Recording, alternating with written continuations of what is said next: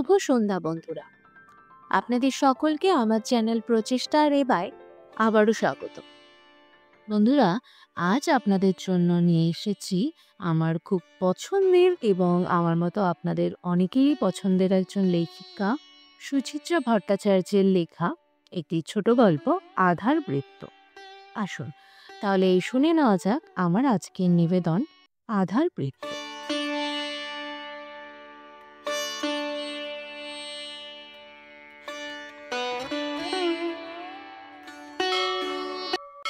তখনই কেমন সন্দেহ হয়েছিল ব্রততী।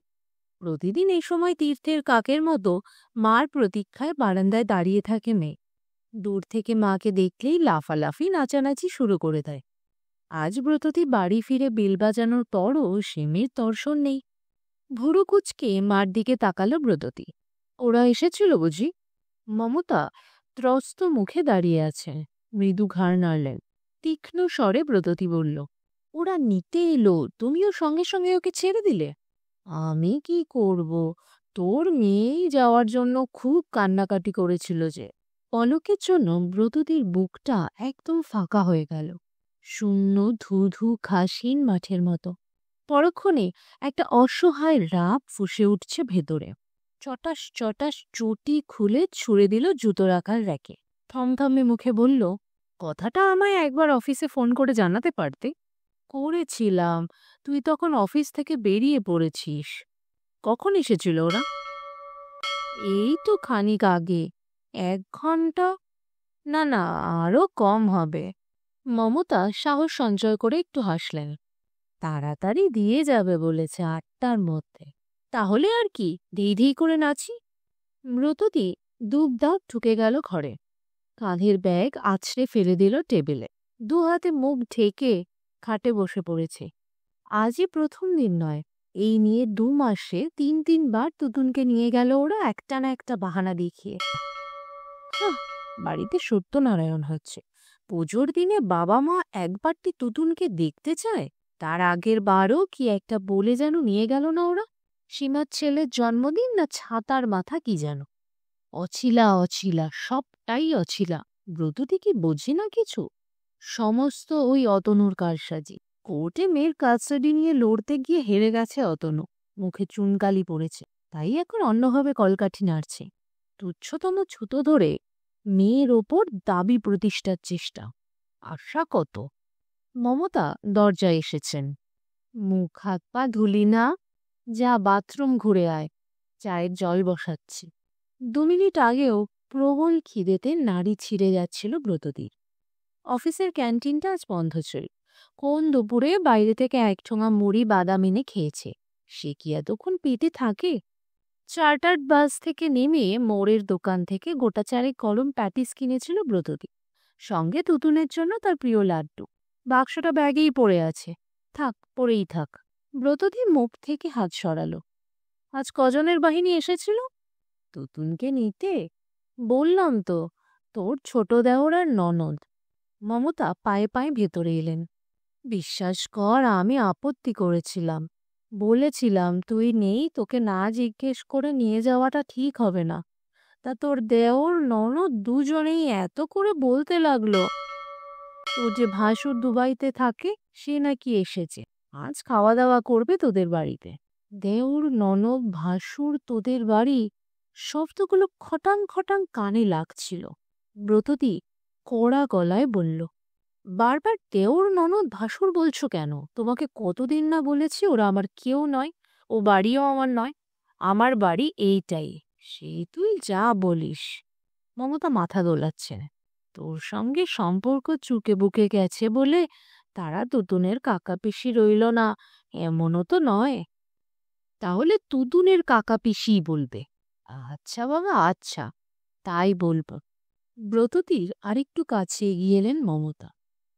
ওদের দেখে মেয়েটা কেমন ছটফট করছিল, তা যদি দেখতিস।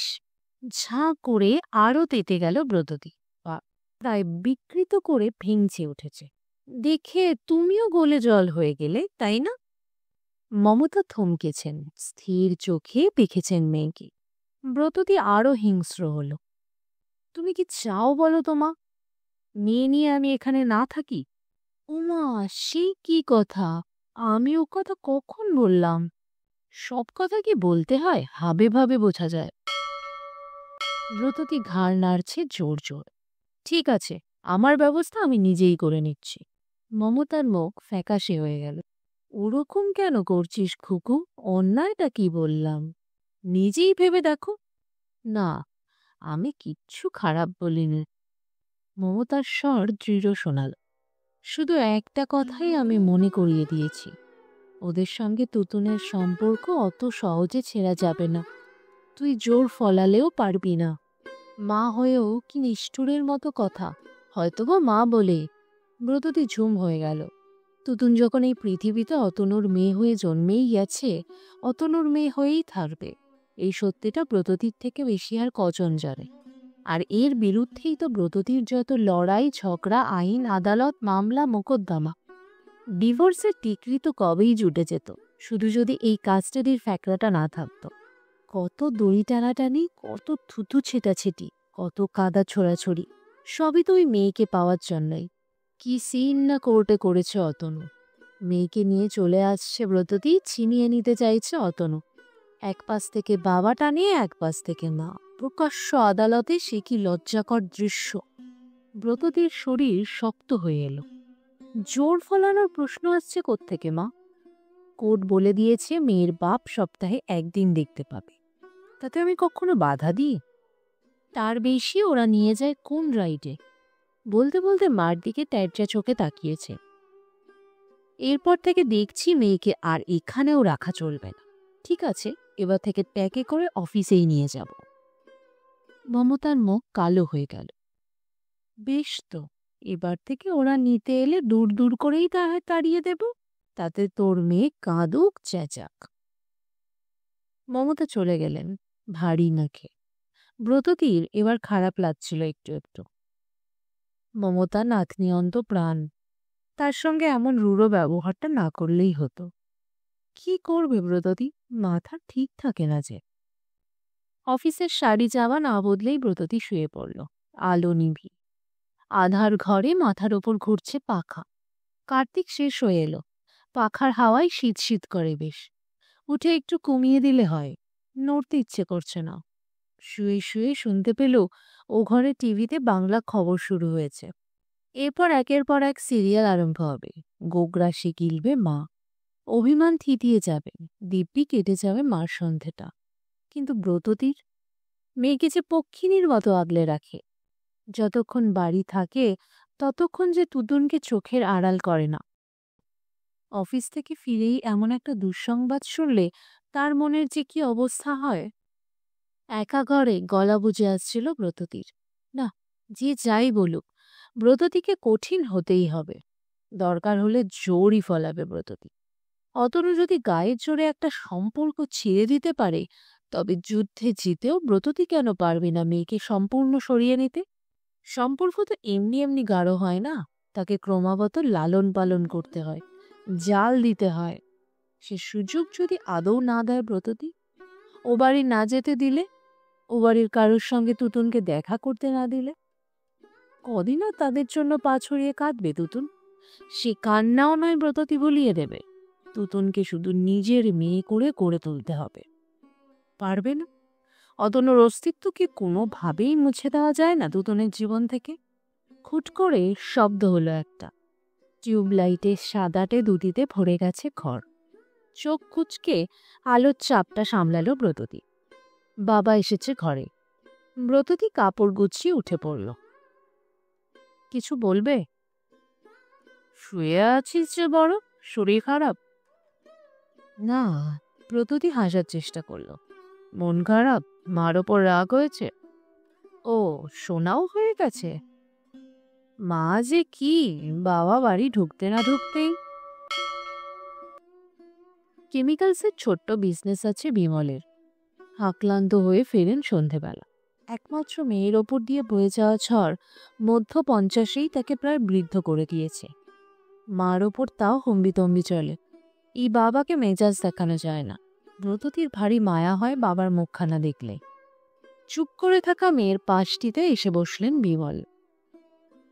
তুই এত অবুঝপনা করিস কেন বলতো খুকু? কি করলাম আমি? প্রতুতি সহজ হতে চাই। মেয়ে 1-2 ঘন্টার জন্য গেছে, এখনই ফিরে আসবে। এতে এত উতলা হওয়ার কি আছে? উতলা আমি হইনি বাবা, কিন্তু যা আমার পছন্দ নয় তা তো আমি বলবই। একটু মানিয়ে নিয়ে চল মা। যা হওয়ার তো হয়েই গেছে। Past is past. নতুন করে আর তিক্ততা বাড়িয়ে কি লাভ? অনেক কথা মুখে চলে আসছিল ব্রততীর, বলতে পারত। তিক্ততা তো আমি বাড়াই না বাবা, বরং ওরাই। তুমি জানো তুতুনের কানে ওরা কেমন বিস্মন্তর দেয়। না হলে আগে যে মেয়ে বাবার কাছে ঘেঁষত না, মা ছাড়া জগতের কিচ্ছু চিনত না, সেই মেয়ে ডেং ডিঙিয়ে নাচতে নাচতে ও বাড়ি চলে যায়। আর সেটা কোন বাড়ি? না, যে বাড়িতে দিনের পর দিন অপমানিত হতে হয়েছে মাকে। অতনুর ভাই বোন সবাই তো সাগরেদ ছিল অতনু। একটি দিনের তরেও দাদার ক্রূর আচরণের প্রতিবাদ করেনি কেউ। এখন তারা বাচ্চার মন ভোলাতে আহ্লাদীপনা শুরু করেছে। এও তো শয়তানি। ব্রততীর মা বাবাকে নিয়েও একসময় কম কথা শুনিয়েছে ও বাড়ির লোক, কোনো কারণ ছাড়াই। সবই তো জানে মা বাবা, তবু কি করে বলে? এ বাড়ির কারোর কোনো মান সম্মান বোধ নেই। থাকলে বুঝতো ওই 4 বছরের মেয়েকে দিয়েই প্রতিশোধের জমি তৈরি করেছে ওরা। ব্রততী কিছুই বলল না। কাকে বলবে? বাবাকে, যে বাবা আগাগোড়া ডিভোর্সের বিপক্ষে ছিল। কাকে বোঝাবে? মাকে, যে মা দিনরাত মিটমাট করে নিয়ে তুতুনকে নিয়ে টানা হেঁচড়া করিস না বলে বলে কানের পোকা নাড়িয়ে দিয়েছে তাকে। ছোট্ট শ্বাস পড়ল ব্রততীর, অজান্তেই। ও বাড়িতেও সে একা ছিল, এ বাড়িতেও একা, ঘোরতর নিঃসঙ্গ। মেয়ের শ্বাসটা বুঝে অনুভব করলেন বিমল। উঠে দাঁড়িয়েছেন, নরম গলায় বললেন, মন খারাপ করিস না, আয় ও ঘরে আয়। অফিস থেকে এসে চাটাও তো খাসনি শুনলাম, আয় আয়। বিমল চলে যাওয়ার পর বিছানা ছাড়ল ব্রততী। সিন ক্রিয়েট করে লাভ নেই, এ বাড়িতে থাকলে এরকমই চলবে। তাকেই উদ্যোগী হয়ে হেস্তনেস্ত করতে হবে কিছু। ব্যাগ থেকে প্যাটিসগুলো বার করলো ব্রততী। ঠান্ডা হয়ে গেছে, তেল তেল করছে বাক্সটা। লাড্ডুগুলোও থেতলে গেছে। থ্যাতলানো লাড্ডু ফ্রিজে রেখে ব্রততী রান্নাঘরে এলো। গ্যাস জ্বালিয়ে চাটুতে প্যাটিস চারটে গরম করে নিয়ে এসেছে বাইরের ঘরে। টিভির সামনে বসে আছে ব্রততী, কামড় দিচ্ছে প্যাটিসে। বিস্বাদ লাগছে তবুও। সামনে পর্দায় অর্থহীন কি এক হাসির প্রোগ্রাম চলছে। ক্ষণে ক্ষণে উজ্জ্বল হচ্ছে বাবা মার মুখ। দেখলেই চোখ কড়কড় করে উঠছে ব্রততীর। তবু সে দৃষ্টি রেখেছে টিভির পর্দায়। হাস্য কৌতুকের পর্ব শেষ করে সিনেমার গান শুরু হলো। নির্বোধ প্রেমের লম্ফচম্পে ভরে যাচ্ছে নির্বোধ প্রেমের লম্ফচম্পে ভরে যাচ্ছে বোকা বাক্স। ব্রততী দেখছে না কিছুই, শুধু তাকিয়েই আছে। সামনে এখন অসংখ্য রং ঝিলমিল ঝিলমিল। ব্রততীর চোখে সবই যেন বর্ণহীন, সবই যেন নীরস। কেটে যাচ্ছে সময়। চায়ের কাপ শূন্য হলো, প্যাটিসের প্লেট ফাঁকা হলো। কাটছে সময়। সহসা দেওয়াল ঘড়ির দিকে চোখ পড়তেই ব্রততী চমকে উঠেছে। 9টা 10। মা, সময়টা দেখেছ? 9টা তো বেজে গেল। তুমি কিন্তু বলেছিলে 8টার মধ্যে ফিরবে ওরা। তাই তো বলে গেল, আমি জানতাম এটা ঘটবে। ব্রততী উঠে পড়ল। চঞ্চল পায়ে বারান্দায় এসে দাঁড়িয়েছে। সামনে বেশ খানিকটা ফাঁকা জায়গা, তারপরে বড় রাস্তা। তাদের 3তলা থেকে অনেকটা দূর অবধি দেখা যায়। পথে লোক চলাচল কমে এসেছে। বড় রাস্তায় হ্যালোজেনের আলো আবছা হয়ে আছে কুয়াশায়। হঠাৎ হঠাৎ গর্জন তুলে ছুটে যায় বাস, মিনি বাস। তারা মিলিয়ে গেলেই আবার নির্জন চারিদিক। কার্তিকের কুয়াশা মাখা ওই পথের দিকে তাকিয়ে থাকতে থাকতে ব্রততীর বুকটা ছলছল করে উঠল। যদি আর না ফেরে তুতুন, যদি অতনু ওকে রেখে দেয়। শয়তানের বৃহত্ত সব পারে। কথায় মিছরি ঢেলে ঢেলে হয়তো এমন করে ফেলেছে মেয়েই আর আসতে চাইছে না। যদি তাই হয়, কি নিয়ে বাঁচবে ব্রততী? ব্রততীর শরীরের লোম পলকে খাড়া, মাথা ঝিমঝিম করছে। হঠাৎই শীত করে উঠল খুব। মেয়ে যদি আর না ফেরে, কি করে নিয়ে আসবে মেয়েকে? এক্ষুনি ছুটবে ও বাড়ি। যদি ওরা মুখের ওপর দরজা বন্ধ করে নেয়, থানা যাবে, পুলিশ ডাকবে, বড়বাবুর নাকের সামনে গিয়ে নাড়াবে কোর্টের অর্ডারটা।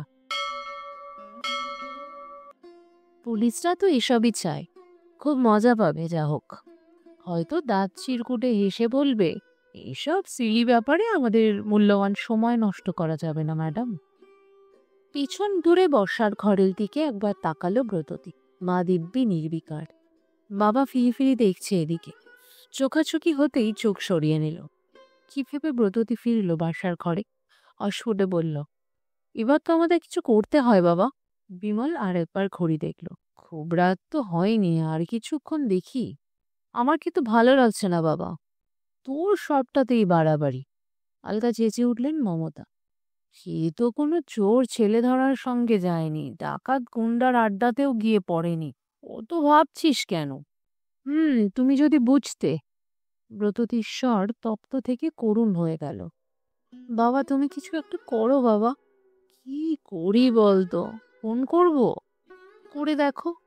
ডায়ালের বোতাম টিপছেন বিমল। পাঁজরে খচখচ শব্দ বিচ্ছেন ব্রততীর। গল্ফ পিন থেকে ভবানীপুর কি এমন দূর?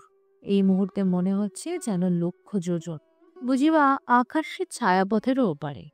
Phone engaged. একবার নয়, পর পর বেশ কয়েকবার চেষ্টা করলেন বিমল।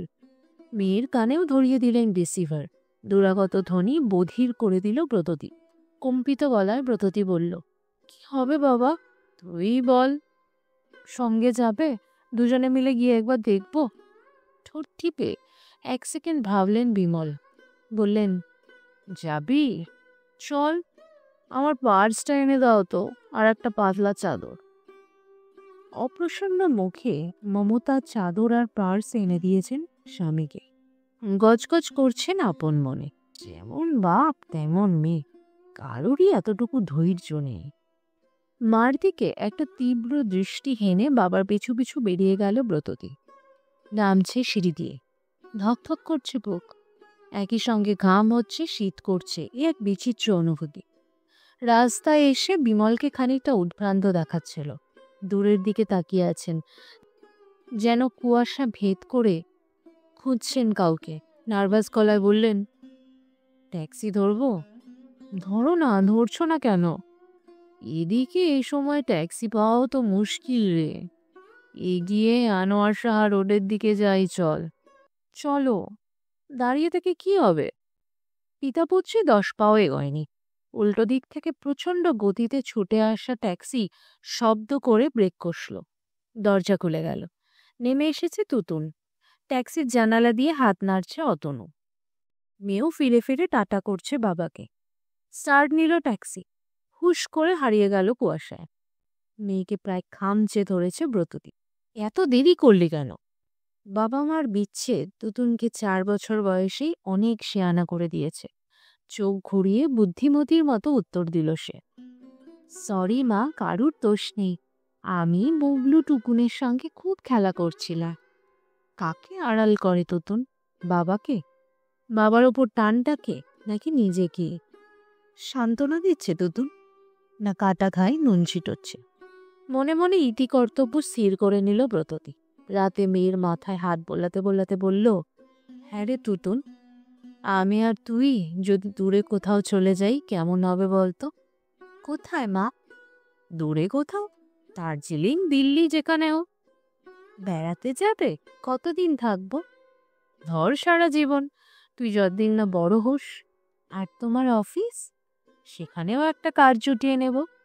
অন্ধকারে চুপ করে রইল তুতুন। তারপর বলল, কেন মা? এমনি।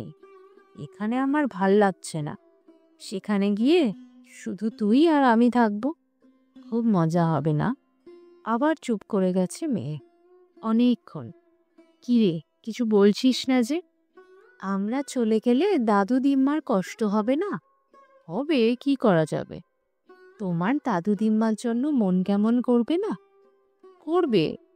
কার জন্য বেশি মন কেমন করবে, দাদু না দিম্মা? ওমা, সে কি কথা! দুজনের জন্যই মন কেমন করবে। তুতুন একদম চুপ করে গেল। এতটুকু সারা শব্দ নেই, যেন নিঃশ্বাসও নিচ্ছে না, এমনই নীরব। নিজের কথাগুলোই কোনো অদৃশ্য পাহাড় থেকে প্রতিধ্বনিত হয়ে ঝনঝন করে উঠল ব্রততীর কানে। মেয়ের প্রশ্নে কিসের ইঙ্গিত, কি উত্তর দিল ব্রততী? বাবা মা দুজনের জন্যেই সমান কষ্ট পাবে ব্রততী, অথচ মেয়ে শুধু মাকে নিয়ে ঝলমল করবে খুশিতে। এ ব্রততীর কেমন ধারার প্রত্যাশা, এ ব্রততীর কেমন ধারার প্রত্যাশা! এই আঁধারে সবই গোপন, তবু তার মধ্যেও নিজের মনের লুকোনো চেহারাটা কি বিশ্রী কদর্য লাগছে। কেন এত হীন হয়ে যাচ্ছে ব্রততী? ঈর্ষা, প্রতিহিংসা পরায়ণতা, ক্ষোভ, পুঞ্জীভূত অভিমান? কার কাছ থেকে দূরে পালাতে চায় ব্রততী? অসারে চোখ দিয়ে জল ঝরছিল ব্রততীর। সে নিজেই যাকে ভুলতে পারেনি, মেয়ে তাকে ভুলবে কেমন করে? বন্ধুরা, শেষ হলো আমার আজকের নিবেদন। আজকের গল্পটি, চিত্রটি খুবই চেনা আমাদের কাছে। আমরা আমাদের জীবনে হামেশাই এই ধরনের চিত্র দেখতে পাই। খুব বাস্তবসম্মত একটা লেখা। মানুষ যখন কাউকে ভীষণ ভালোবেসে ফেলে, তাকে নিয়েই গড়ে ওঠে তার জগৎ সংসার। কিন্তু সে মানুষটি ভুলে যায় যে যাকে সে এত ভালোবাসে, যাকে নিয়ে তার পৃথিবী, অজান্তে অজান্তে তাকেই কষ্ট দিচ্ছে। বন্ধুরা, আমার আজকের গল্পটি, আজকের নিবেদনটি আপনাদের কেমন লাগলো আমাকে কিন্তু কমেন্ট বক্সে কমেন্ট করে জানাবেন। ব্যাস বন্ধুরা, শেষ হলো আমার আজকের নিবেদন। বন্ধুরা, আমার উপস্থাপনা আপনাদের কেমন লাগছে সেটি অবশ্যই আমাকে কমেন্ট বক্সে কমেন্ট করে জানান। আর ভালো লাগলে অবশ্যই একটা লাইক, কমেন্ট, শেয়ার এবং সাবস্ক্রাইব করে দেবেন।